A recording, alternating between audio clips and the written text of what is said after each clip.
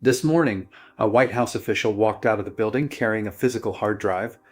On it, the first official batch of UFO disclosure files ordered by President Trump. Within minutes, the videos were live at war.gov/UFO, publicly accessible, officially sourced, straight from the Department of Defense. Fox News had it first, a world exclusive.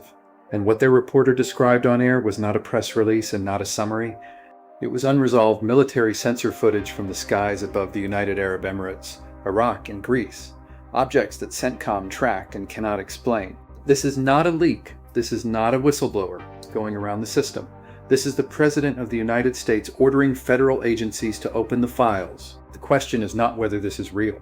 The question is what it means, what is still being held back, and what happens when the next batch drop. Let's be precise. President Trump directed AARO, the All-Domain Anomaly Resolution Office, to declassify and release materials. This is a staged release. The first batch includes 3 clips that got immediate attention: an inverted teardrop-shaped object over the UAE in June 2024 with a vertical linear trailing mass, an area of contrast over Iraq in 2022, and a circular object near the ocean in Greece in 2023, all officially unresolved. The White House framing is explicit. Past administrations sought to dissuade the public. This administration is providing ultimate transparency. One detail in the first batch deserves particular attention because of what it reveals about how this information has been managed historically. During the mission, astronauts reported seeing bright particles. One described it as looking like the 4th of July, jagged, angular, and tumbling. That was officially dismissed decades ago as floating insulation, case closed. But the Trump White House has now reopened that record.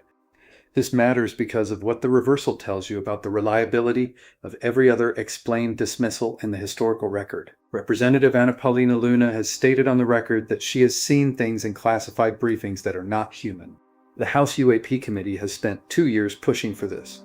Whistleblowers have testified under oath about recovered craft and non-human biologics. What is now available at war.gov/UFO is not the beginning. It is the first official chapter of a story documented for decades. The Fox reporter was direct. There is nothing in this first batch about crash retrievals. No recovered craft. No biological materials. That is not an accident. The release is staged by design. What gets released first is what can be released without compromising active programs. The gap between what has been released and what has been testified to is the most important number in this story right now. This action establishes a new baseline. The government now acknowledges officially that it has footage of things it cannot explain. The press and Congress now have a live URL, war.gov/UFO, where the ongoing record of what the government knows will accumulate. This is the beginning of a process, not the end of a mystery. What was released today matters. What has not been released yet matters more. Go to war.gov/UFO, watch the footage, read the documents, and keep asking the next question. Stay with this story.